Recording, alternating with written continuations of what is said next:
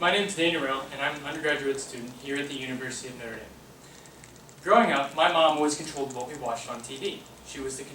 She had control over what the entire family watched, so we usually watched her fictional, historic movies. Things like Pride and Prejudice and The Three Musketeers.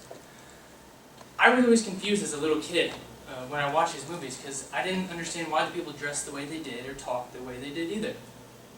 As I grew up, I began to appreciate that the people in the shows were dressing like 18th and 19th century Europeans, and they were talking with the accents of their native tongue. Of all these movies, my favorite was The Count of Monte Cristo. And today, I would like to discuss with you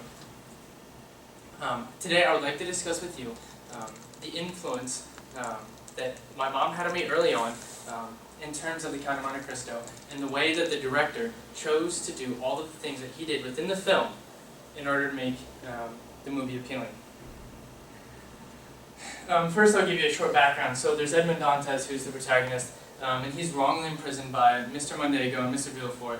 And in prison, he meets Ebbe, the priest, and the priest teaches him how to read, write, mathematics, science, and also how to fight.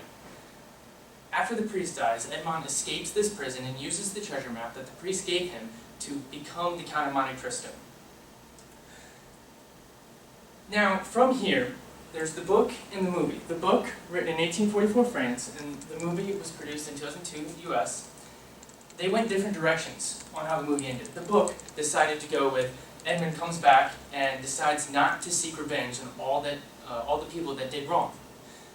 Whereas the movie decides to have Edmond go back, seek revenge. He ends up killing the two guys that wronged him, Mr. Villefort and Mr. Mondego. And the difference between the two is something that occurred because of the director's decision during his adaptation. An adaptation is when a book or one medium is transferred into another medium, such as a film. Now, commonly when you have adaptations, you hear this phrase a lot, do you not?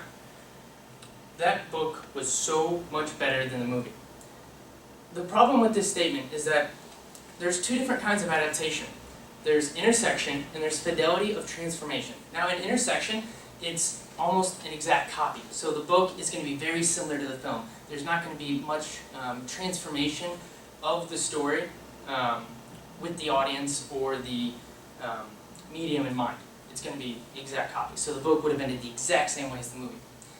The other example is fidelity of transformation, which is an example.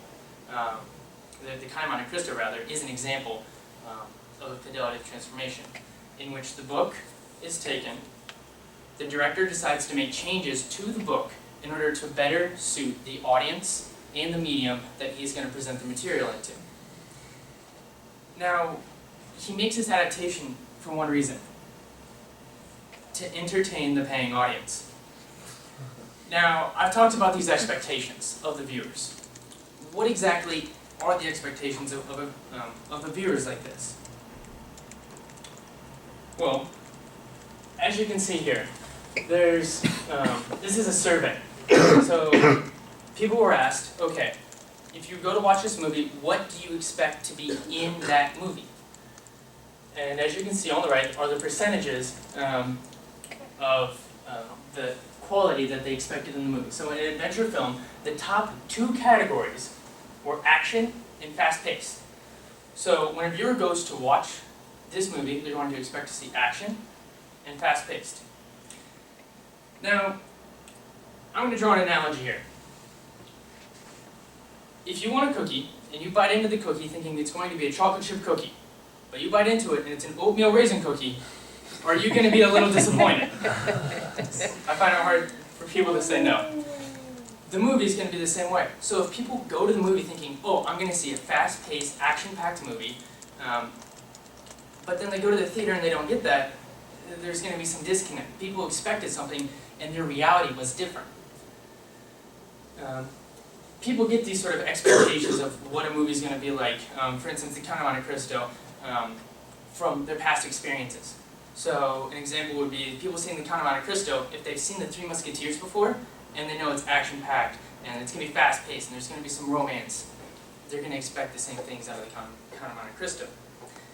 Now, to get into more examples from the movie specifically, this is a scene where Edmond Dantes has just escaped prison. He's washed up on the shore, and in the book, he washes up. A man named Jacopo comes by, grabs him, pulls him ashore, and Dantes says that his life is indebted to Jacopo for the rest of his life. The movie decided to go about it a little differently. In the movie, Dantes comes ashore, he wakes up, celebrates, screaming up and down the beach, looking like a lunatic. And these men are all watching him.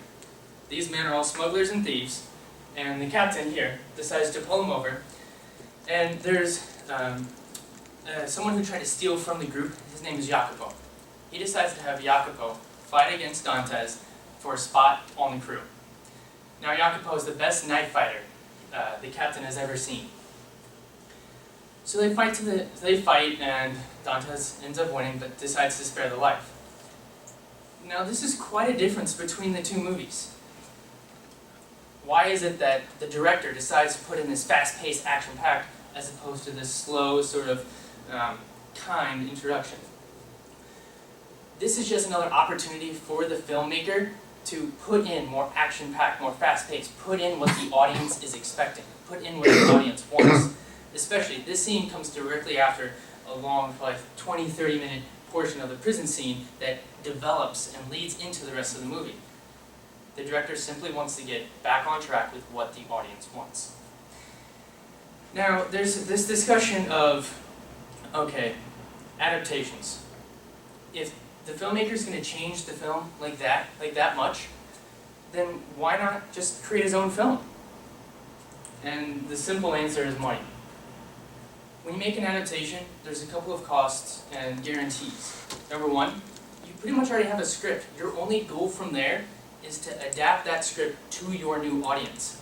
You don't have to worry about paying for all the new script and all the work that goes into that. Another economic advantage is that there's already a basis for viewers. How many of you read the Harry Potter books? How many of you saw the Harry Potter books? Or, sorry, the Harry Potter movies, rather. Quite a few of you. The same sort of thing happens. Granted, maybe not as many people read the Count of Monte Cristo, but the people that read the Count of Monte Cristo are going to go watch the Count of Monte Cristo. So, all in all, you viewers, you guys really dictate what is produced. The Count of Monte Cristo was a great movie. $40 million to produce it, 75 was made from the movie.